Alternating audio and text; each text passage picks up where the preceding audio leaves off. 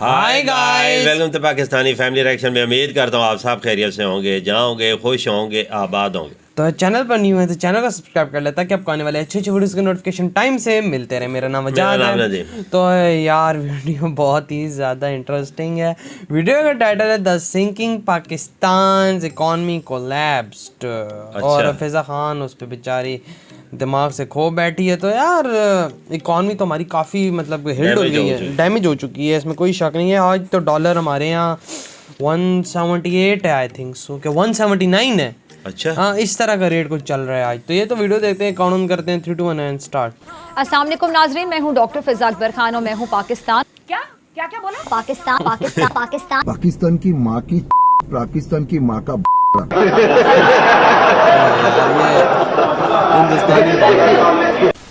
जो हुकूमत एक कर्ज को उतारने की खातिर मजीद जब कर्ज ले रही है कि हालात इतने कर्ज उतारने के लिए हो चुके हैं फाइनेंशियल कि जिसका मैं आपको बता नहीं सकता, और आइसोलेशन की हालत ये हो चुकी है।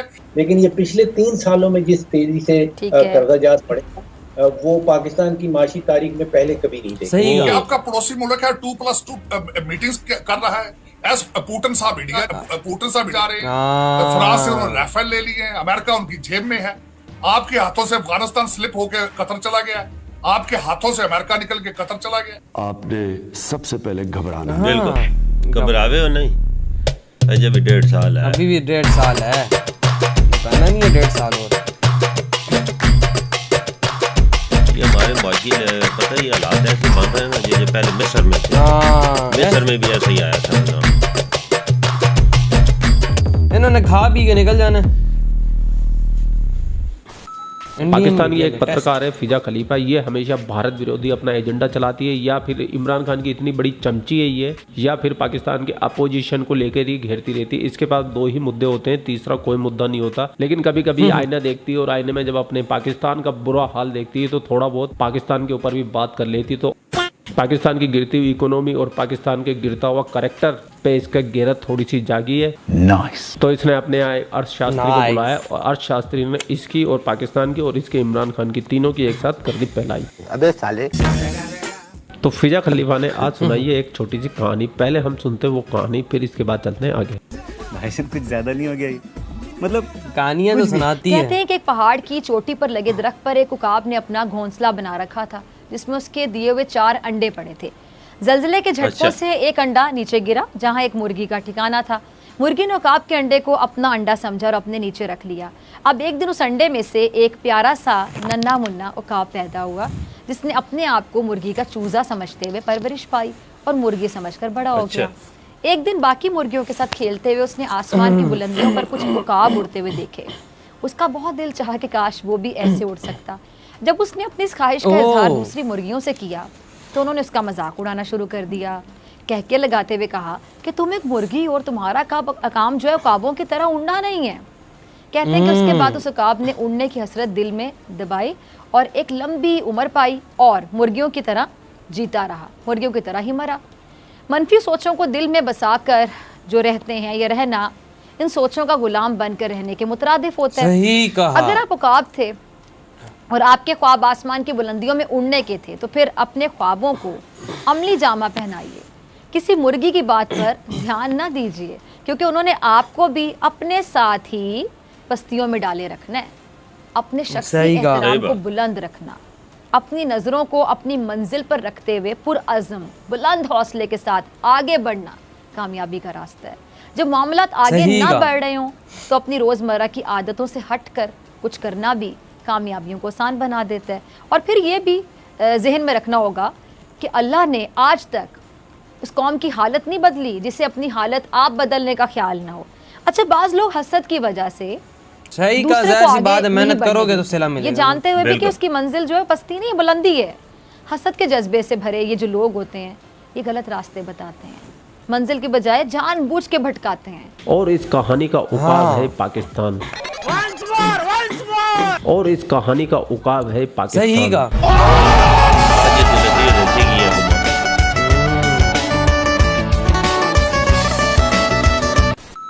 इसके देश में इतना बुरा हाल और इतनी गुर्बत, गरीबी, कंगाली होने के बावजूद पूरी दुनिया के सामने पाकिस्तान कटोरा लेके खड़ा हुआ। इतना सब होने के बावजूद भी कल बिपिन रावत जी का तो हर देश में होती है ना, वो मसला उसके नहीं, बारे लेकिन में झेरीली नागिन की झेरीली जुबान तो देखिए आप। इस हरामजादी ने क्या कहा ये सुनिए। जैसा कि भारत में जो उनकी फौज, उनकी सेना कहते हैं ना फौज को, भारत की उस सेना का सरबराह बिपिन रावत, क्या हुआ उसे हसद की आग में जलकर वो हलाक हो गया। जिस हसद की आग में उसने कश्मीरियों को जलाया था, उसी हसद की आग में, पागल औरत, जिसमें ये पाकिस्तान को जलाना चाहता था, आए दिन तड़ियां लगाता था, धमकियां देता था पाकिस्तान को, बालाकोट हमले जैसे ड्रामे करता था, अपनी उसी हसद की आग में, अपनी उसी हासिल तबीयत, बर्बरियत पसंदी, तशद्दुद पसंदी, बर्बर पसंदी की वजह से ये मोदी का पसंदीदा था। क्या हाल हुआ इसका? तमीज है कि नहीं है? नहीं। जिसने कश्मीरियों पर जुल्म के पहाड़ तोड़ने के लिए मोदी ने इसे रिटायरमेंट के बावजूद बड़ा ओहदा दिया, क्योंकि फेवरेट था ये नरेंद्र मोदी का।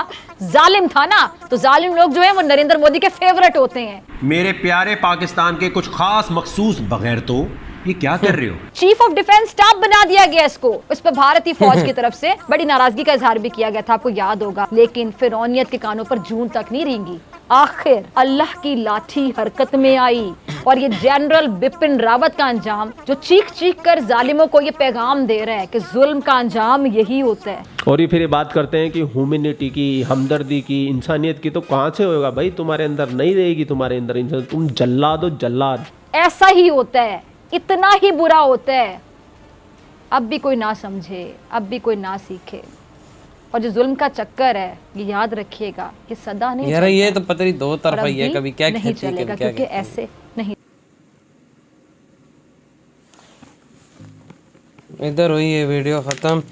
यार मीडिया का काम होता है नफरतें फैलाना, ना कि प्यार बढ़ाना। वो फ्रेंडली कंट्री हो तो उनका काम होता है, वो आपस में फ्रेंडली चीज़ें कर रहे होते हैं। हम दोनों आपस में दुश्मन हैं, तो हम लोग एक दूसरे से अच्छे वर्ड्स एक्सपेक्ट नहीं कर सकते। अब जिस दिन बिपिन रावत का हेलीकॉप्टर क्रैश हुआ है, उससे एक आध दिन पहले हमारा हेलीकॉप्टर से चीन में क्रैश हुआ था। आई थिंक 2 पायलट शहीद हो गए थे।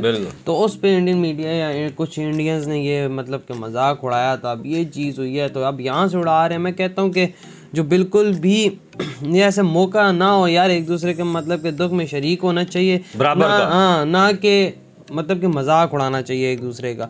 अगर हम लोग आज दुख में शरीक होंगे, कल कोई मौका आता है तो अगला भी फिर खुशी से इस चीज़ को एक्सेप्ट करता है कि हाँ हमारे पड़ोसी ये चीज़ हुई है, तो उन्होंने हमारी बार नहीं किया तो हम भी नहीं करेंगे। ये दोनों तरफ से होता है यार, दोनों का मीडिया यही है कि मतलब कि बात करता है, नफरतें फैलाता है, प्यार तो फैलाता नहीं है। यहाँ की मीडिया वालों ने भी मतलब यही चीज़ बोली है जो इसने फिजा खान ने बोली है कि मतलब शुक्र है, अच्छा हुआ है, ये हुआ है, वो हुआ है। यार वो अपने कंट्री का आर्मी चीफ था, वो मतलब सबका हेड था, उसे कोई वो जैसा भी था अपने कंट्री के लिहाज से ठीक था। मोदी जी का फेवरेट था, जिसका फेवरेट था वो आर्मी चीफ था।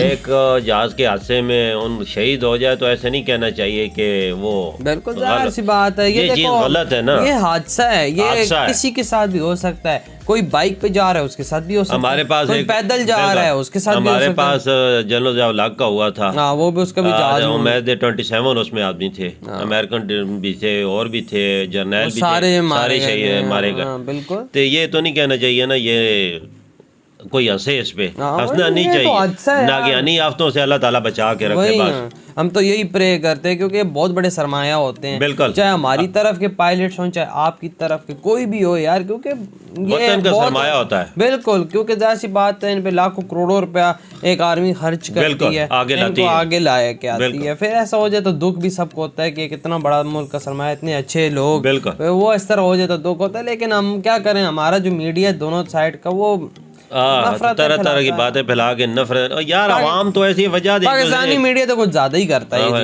आवाम एक दूसरे से बड़ी चाहत और प्यार रखते हैं इंडिया के और पाकिस्तान, लेकिन फिर ये चीज होती है तो नफरतें फैलती हैं। जहाँ तक इन्होंने फिजा खान ने इमरान खान को नसीहत की है, वो कुछ ठीक मुझे लगी है कि अपने आप को उठो और जागो। जब सोए जो सोया होता है उसके अल्लाह ही जान सकता है कि वो सोया ही रहता है। बिल्कुल, नेगेटिविटी अपने अंदर ना रखो, पॉजिटिविटी रख के आगे निकलो। लेकिन क्या करें, हम देखते हैं आगे क्या होता है। तो यार आप लोग बताएं आपकी क्या थॉट है। इधर वीडियो खत्म करते हैं, अपना बहुत ज्यादा ख्याल रखना। तो बाय।